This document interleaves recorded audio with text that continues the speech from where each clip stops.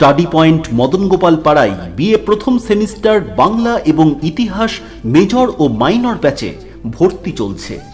এছাড়াও পড়ানো হচ্ছে নবম, দশম এবং একাদশ, দ্বাদশ শ্রেণীর কলা বিভাগ। ভর্তির জন্য আজই যোগাযোগ করুন স্টাডি পয়েন্ট মদন গোপাল পাড়া, শান্তিপুর, নদিয়া। যোগাযোগ নম্বর 7364929523। Study point. তোমরা অনেকে রিকোয়েস্ট করেছিলে যে ক্লাস 10-এর দ্বিতীয় ইউনিট টেস্টের ইতিহাস এবং ভূগোলের সাজেশনটা যদি প্রোভাইড করা যায় তাহলে ভালো হয়। তোমাদের রিকোয়েস্টে প্রধানত আমি সাজেশনটা তোমাদের জন্য দিচ্ছি। দেখো, এই সাজেশনটা হয়তো আমি দ্বিতীয় ইউনিট টেস্টকে সামনে রেখে দিচ্ছি, কিন্তু তোমরা এটাকে যদি খুব ভালোভাবে মুখস্থ করো অবশ্যই এর থেকেই মাধ্যমিক পরীক্ষাতেও অনেক প্রশ্ন কমন পাবেই। দেখো, তোমাদের দ্বিতীয় ইউনিট টেস্ট হচ্ছে ইতিহাসের 4 নম্বর অধ্যায়, 5 নম্বর অধ্যায় এবং 6 নম্বর অধ্যায়।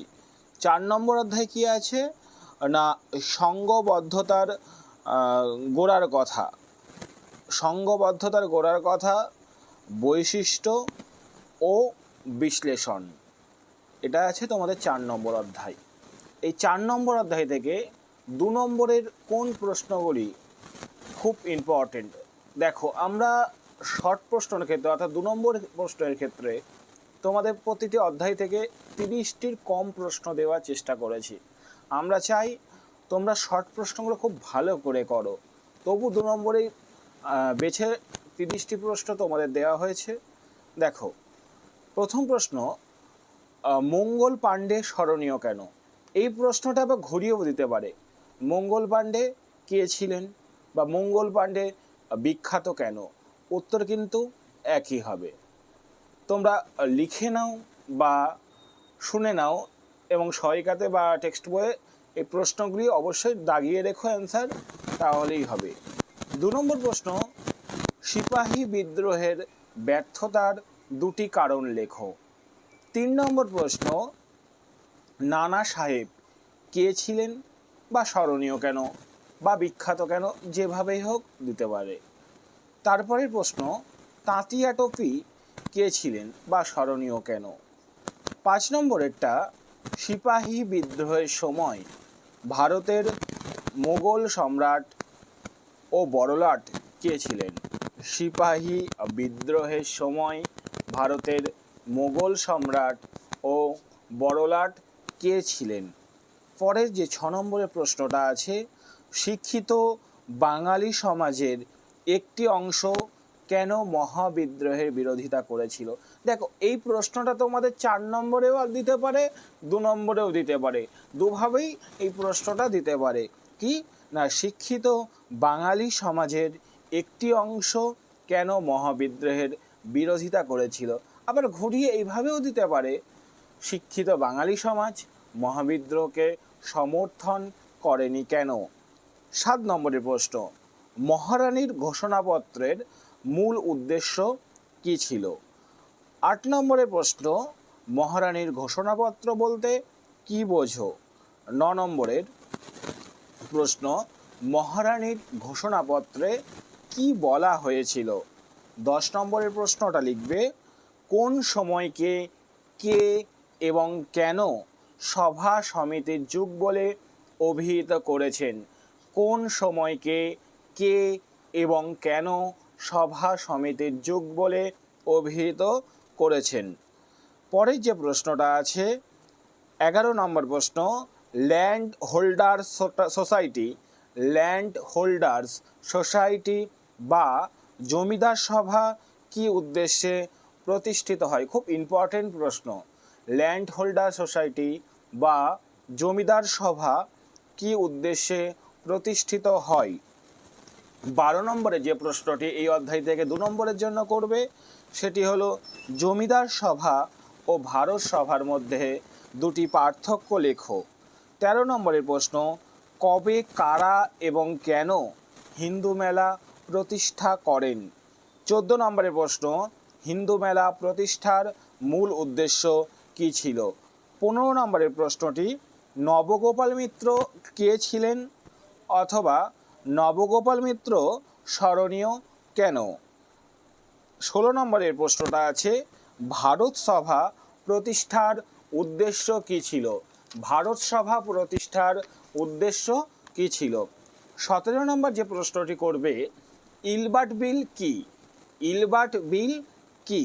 18 নম্বর প্রশ্ন, ইলবার্ট বিল কেন ইংরেজরা মেনে নেয়নি? অর্থাৎ ইংরেজরা কেন ইলবার্ট বিলের বিরোধিতা করেছিল? 19 নম্বর যে প্রশ্নটি করবে তোমরা, ইলবার্ট বিলের প্রতিক্রিয়া কী হয়েছিল? 20 নম্বর প্রশ্ন, ইলবার্ট বিল আন্দোলনের গুরুত্ব কী? অনেকটা দেখবা এর উত্তরগুলো একই হবে, তাই তোমাদের মুখস্থ করতে সময় লাগবে না। আশা করি তোমরা অনেকেই এই প্রশ্নের উত্তরগুলো রেডি করে ফেলেছো। যাদের যাদের রেডি হয়নি অবশ্যই কমেন্টসে বলতে পারো, আমরা চেষ্টা করব তোমাদের জন্য আরেকটু শর্টস করে দেওয়া সাজেশনটা। পরের প্রশ্ন দেখো, অর্থাৎ 21 নম্বর প্রশ্ন, দেশীয় ভাষা সংবাদপত্র আইন কি? খুব ইম্পর্টেন্ট প্রশ্ন। দেশীয় ভাষা সংবাদপত্র আইন কি?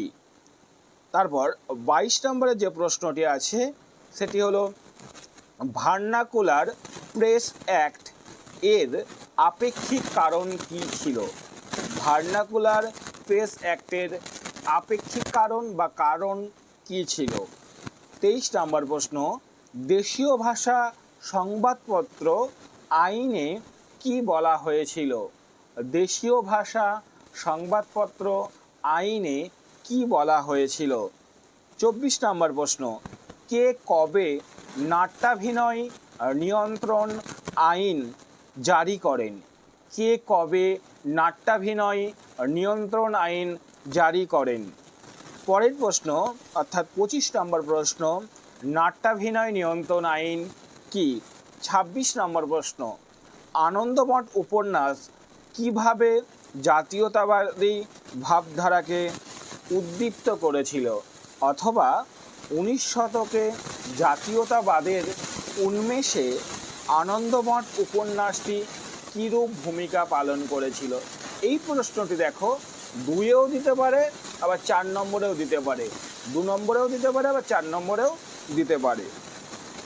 পরের প্রশ্ন 27 নম্বর প্রশ্ন, 19 শতকে বাংলায় জাতীয়তাবাদের বিকাশে বঙ্কিমচন্দ্র কীরূপ ভূমিকা নিয়েছিল?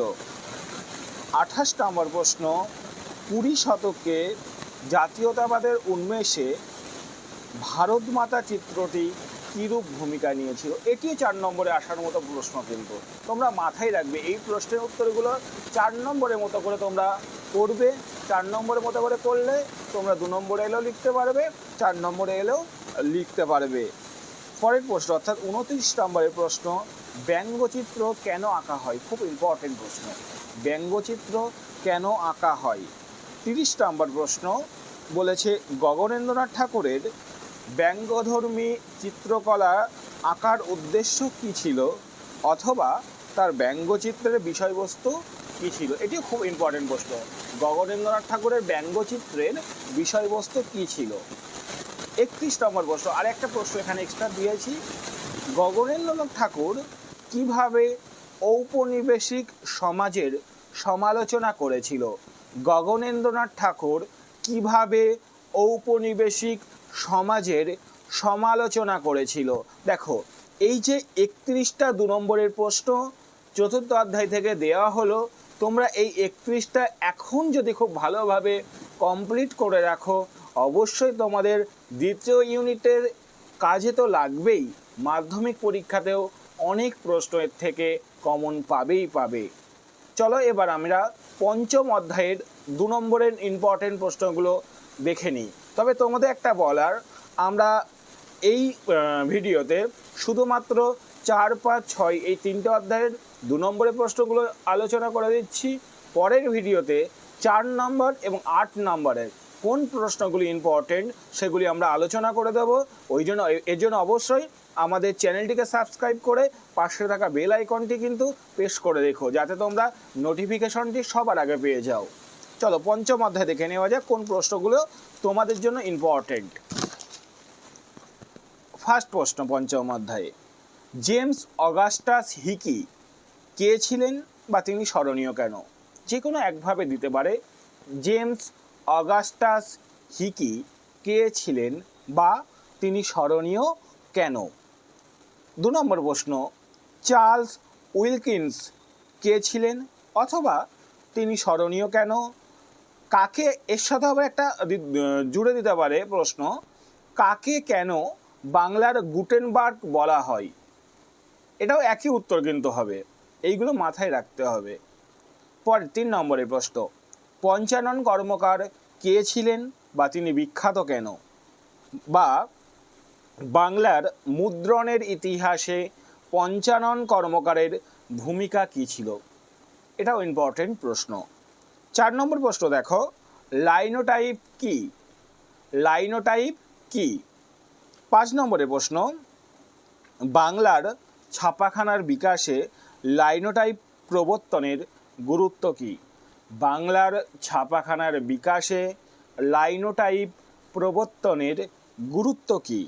6 নম্বর প্রশ্ন, কবে কারা শ্রীরামপুর মিশন প্রেস প্রতিষ্ঠা করেন? 7 নম্বর প্রশ্ন, শ্রীরামপুর ত্রয়ী কাদের বলা হয়? 8 নম্বরের প্রশ্নটি দেখো, উইলিয়াম কেরি কে ছিলেন অথবা তিনি স্মরণীয় কেন? 9 নম্বর প্রশ্ন, গঙ্গা কিশোর ভট্টাচার্য স্মরণীয় কেন? 10 নম্বর প্রশ্ন, বিদ্যাসাগর 60 বলতে কী বোঝো? বিদ্যাসাগর 60 বলতে কী বোঝো? 11 নম্বর প্রশ্ন, কাকে কেন বিদ্যা বণিক বলা হয়? কাকে কেন বিদ্যা বণিক বলা হয়?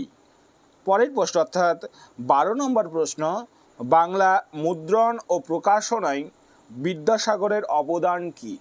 বাংলার মুদ্রণ ও প্রকাশনায় ঈশ্বরচন্দ্র বিদ্যাসাগরের অবদান কী? 13 নম্বর প্রশ্ন, বাংলা মুদ্রণের ইতিহাসে বটতলা প্রকাশনার গুরুত্ব কী? বটতলা প্রকাশনার গুরুত্ব কী বাংলার মুদ্রণের ইতিহাসে? 14 নম্বর প্রশ্ন, রামরাম বসু স্মরণীয় কেন বা বিখ্যাত কেন? রামরাম বসু স্মরণীয় কেন বা বিখ্যাত কেন? 15 নম্বর প্রশ্ন, উপেন্দ্রকিশোর রায়চৌধুরী কে ছিলেন বা স্মরণীয় কেন? 16 নম্বর প্রশ্ন, রামনাথ সিকদার স্মরণীয় কেন? রামনাথ সিকদার স্মরণীয় কেন? 17 নম্বর প্রশ্ন, মহেন্দ্রলাল সরকার কে ছিলেন বা স্মরণীয় কেন? মহেন্দ্রলাল সরকার কে ছিলেন বা স্মরণীয় কেন? 18 নম্বর প্রশ্ন, বসু বিজ্ঞান মন্দির প্রতিষ্ঠার উদ্দেশ্য কী ছিল? বসু বিজ্ঞান মন্দির প্রতিষ্ঠার উদ্দেশ্য কী ছিল? 19 নম্বর প্রশ্ন, ভারতীয় শিক্ষা পরিষদ জাতীয় শিক্ষা পরিষদ কেন প্রতিষ্ঠিত হয়? জাতীয় শিক্ষা পরিষদ কেন প্রতিষ্ঠিত হয়? আবার রিপিট করছি, জাতীয় শিক্ষা পরিষদ কেন প্রতিষ্ঠিত হয়? তোমাদের 20 নম্বর প্রশ্ন, তারকনাথ পালিত স্মরণীয় কেন বা কে ছিলেন? 21 নম্বর প্রশ্ন, জাতীয় শিক্ষা পরিষদ বা জাতীয় শিক্ষা আন্দোলন ব্যর্থ হয়েছিল কেন? জাতীয় শিক্ষা পরিষদ বা জাতীয় শিক্ষা আন্দোলন ব্যর্থ হয়েছিল কেন? তোমাদের পরের প্রশ্ন অর্থাৎ 22 নম্বর প্রশ্ন, রবীন্দ্রনাথ কেন ঔপনিবেশিক শিক্ষা ব্যবস্থার বিরোধী ছিলেন? আবার বলছি, রবীন্দ্রনাথ কেন ঔপনিবেশিক শিক্ষা ব্যবস্থার বিরোধী ছিলেন? খুব ইম্পর্টেন্ট প্রশ্ন। 23 নম্বর প্রশ্ন, রবীন্দ্রনাথ ঠাকুরের মতে শিক্ষার লক্ষ্য কী? 24 নম্বর প্রশ্ন, পাঠ্যক্রম সম্পর্কে রবীন্দ্রনাথ ঠাকুরের মত কী ছিল? 25 নম্বর প্রশ্ন, ব্রহ্মচর্যাশ্রম প্রতিষ্ঠার উদ্দেশ্য কী ছিল? 26 নম্বর প্রশ্ন, রবীন্দ্রনাথ ঠাকুরের বিশ্বভারতী বিশ্ববিদ্যালয় প্রতিষ্ঠার উদ্দেশ্য কী ছিল? 27 নম্বর প্রশ্ন, শ্রীনিকেতন প্রতিষ্ঠার উদ্দেশ্য কী ছিল, অথবা গ্রামীণ শিল্প ও বৃত্তি শিক্ষার প্রসারে রবীন্দ্রনাথের অবদান কীরূপ ছিল। এই কটা 2 নম্বরের প্রশ্ন এই অধ্যায় থেকে করলেই তোমরা দ্বিতীয় ইউনিট টেস্টেও কমন পাবে এবং মাধ্যমিক পরীক্ষাতেও অনেক কমন পাবে। চলো এবার ষষ্ঠ অধ্যায়ের যে 2 নম্বর প্রশ্নগুলো আছে সেগুলি দেখে নেওয়া যাক।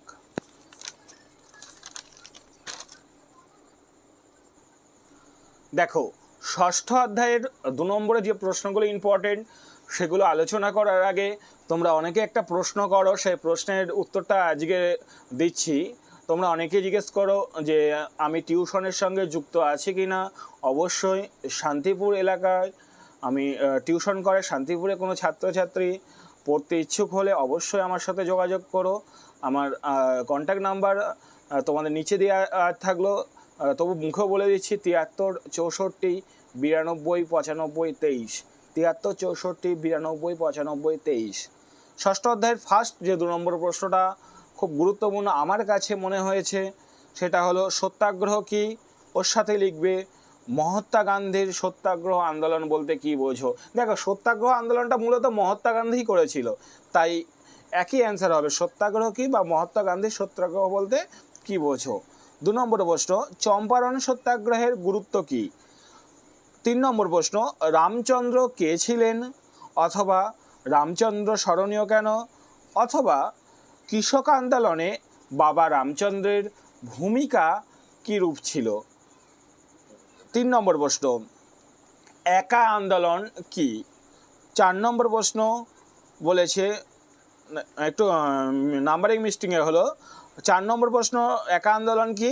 5 নম্বর প্রশ্ন একা আন্দোলন শুরু হয় কেন। একা আন্দোলন শুরু হয় কেন। 6 নম্বর প্রশ্ন মাদারিপাশি কে ছিলেন। এরমভাবে দিতে পারে মাদারিপাশি স্মরণীয় কেন, বা কৃষক আন্দোলনে তার ভূমিকা কী ছিল। 7 নম্বর প্রশ্ন একা আন্দোলনের দাবিগুলি কি কি ছিল। খুব ইম্পর্টেন্ট প্রশ্ন, অথবা প্রশ্নটা ঘুরিয়েও দিতে পারে একা আন্দোলনকারীরা কি শপথ নিয়েছিল। 8 নম্বর প্রশ্ন বারদৌলি সত্যাগ্রহ আন্দোলন শুরু হয় কেন। বারদৌলি সত্যাগ্রহ আন্দোলন শুরু হয় কেন। 9 নম্বর প্রশ্ন মোপালা বিদ্রোহের কারণ কি বা মোবলা বিদ্রোহের কারণ কি। 10 নম্বর প্রশ্ন আল্লুরি সীতারাম রাজু কে ছিলেন বা তিনি স্মরণীয় কেন। 11 নম্বর প্রশ্ন বখস্ত আন্দোলন কি। 12 নম্বর প্রশ্ন চৌরি চৌরার ঘটনাটি কি। 13 নম্বর প্রশ্ন সারা ভারত কিষাণ সভার প্রতিষ্ঠার উদ্দেশ্য ও লক্ষ্য কী ছিল। এই প্রশ্নটিও ঘুরিয়ে দিতে পারে যে কিষাণ কংগ্রেসের প্রধান দাবিগুলি কী ছিল। পরের প্রশ্ন অর্থাৎ 14 নম্বরের প্রশ্ন স্বামী সহজানন্দ সরস্বতী কে ছিলেন, অথবা তিনি বিখ্যাত কেন। 15 নম্বর প্রশ্ন ফ্লাউট কমিশন কি। ফ্লাউট কমিশন কি। 16 নম্বর প্রশ্ন দেখো কে কবে এবং কোথায় মজদুর মহাজন প্রতিষ্ঠা করেন। কে কবে এবং কোথায় মজদুর মহাজন প্রতিষ্ঠা করেন। 17 নম্বর প্রশ্ন কে কবে মাদ্রাজ শ্রমিক ইউনিয়ন গড়ে তোলেন।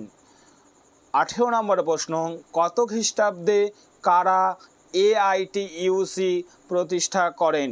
19 নম্বর প্রশ্ন নিখিল ভারত ট্রেড ইউনিয়ন কংগ্রেস কি উদ্দেশ্যে প্রতিষ্ঠিত হয়েছিল। নিখিল ভারত ট্রেড ইউনিয়ন কংগ্রেস কি উদ্দেশ্যে প্রতিষ্ঠিত হয়েছিল। 20 নম্বর প্রশ্ন কে কবে ভারতে প্রথম মে দিবস পালন করেন। কে কবে ভারতে প্রথম মে দিবস পালন করেন। 21 নম্বর প্রশ্ন কবে কারা ওয়ার্কার্স অ্যান্ড পেজেন্টস পার্টি গঠন করেন।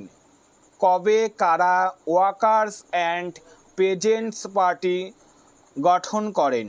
22 নম্বর প্রশ্ন ওয়ার্কার্স অ্যান্ড পেজেন্ট পার্টি কেন প্রতিষ্ঠিত হয়েছিল। ওয়ার্কার্স অ্যান্ড পেজেন্ট পার্টি কেন প্রতিষ্ঠিত হয়েছিল। তোমাদের পরের প্রশ্ন 23 নম্বর প্রশ্ন দেখো গান্ধীজি কেন ডান্ডি অভিযান করেছিলেন? গান্ধীজি কেন ডান্ডি অভিযান করেছিলেন? কিভাবে ঘুরিয়ে দিতে পারে? তার লবণ সত্যাগ্রহের উদ্দেশ্য কী ছিল? 24 নম্বর প্রশ্ন, খান আব্দুল গফফর খান প্রতিষ্ঠিত বাহিনীর নাম কি? তিনি কি নামে সকলের কাছে পরিচিত ছিলেন? খান আব্দুল গফফর খান প্রতিষ্ঠিত বাহিনীর নাম কি? তিনি কি নামে সকলের কাছে পরিচিত ছিলেন? 25 নম্বর প্রশ্নটি, তাম্রলিপ্ত জাতীয় সরকার কি? এটি ঘুরিয়ে দিতে পারে।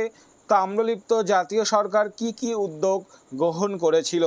26 নম্বর প্রশ্ন, কবে কারা কোথায় ভারতের কমিউনিস্ট পার্টি প্রতিষ্ঠা করেন? 27 নম্বর প্রশ্ন, মিরাট ষড়যন্ত্র মামলা কি? ঘুরিয়ে দিতে পারে। মিরাট ষড়যন্ত্র মামলা শুরু হয়েছিল কেন? পরের প্রশ্ন দেখো, তোমাদের 28 নম্বর প্রশ্ন, কবে কোথায় কার সভাপতিত্বে আনুষ্ঠানিকভাবে ভারতের কমিউনিস্ট পার্টি প্রতিষ্ঠিত হয়? দেখো, এরকম ধরনের একটা কোশ্চেন দিতে পারে, ভারতের কমিউনিস্ট পার্টিকে দ্বিজু বলা হয় কেন? তোমরা সকলেই জানো ভারতের কমিউনিস্ট পার্টি দুবার প্রতিষ্ঠিত হয়েছিল, একবার রাশিয়ার তাশখণ্ডে, একবার আমাদের ভারতবর্ষে। তাই জন্য ভারত কমিউনিস্ট পার্টিকে দ্বিজু বলা হয়। পরের প্রশ্ন, 29 নম্বর প্রশ্ন, কী উদ্দেশ্যে কংগ্রেস সমাজতন্ত্রী দল প্রতিষ্ঠিত হয়? 30 নম্বর প্রশ্ন, কে কবে ফরওয়ার্ড ব্লক দল গঠন করেন? এই ছিল তোমাদের চতুর্থ, পঞ্চম এবং ষষ্ঠ অধ্যায়ের গুরুত্বপূর্ণ 2 নম্বরের প্রশ্ন। এই কটা 2 নম্বরের প্রশ্ন তোমরা যদি রেডি করতে পারো, আমি আশা করি যে তোমরা দ্বিতীয় ইউনিট টেস্টে প্রশ্ন তো কমন পাবেই, সঙ্গে মাধ্যমিক পরীক্ষাতেও তোমরা অনেক কমন পাবে। পরের ভিডিওতে নিয়ে আসছি আমি চতুর্থ 4 নম্বর এবং 8 নম্বর প্রশ্নের সাজেশন। অবশ্যই আমাদের চ্যানেলটিকে সাবস্ক্রাইব করে পাশে থাকা বেল আইকনটি প্রেস করে রাখো। আজ এই পর্যন্তই, ধন্যবাদ।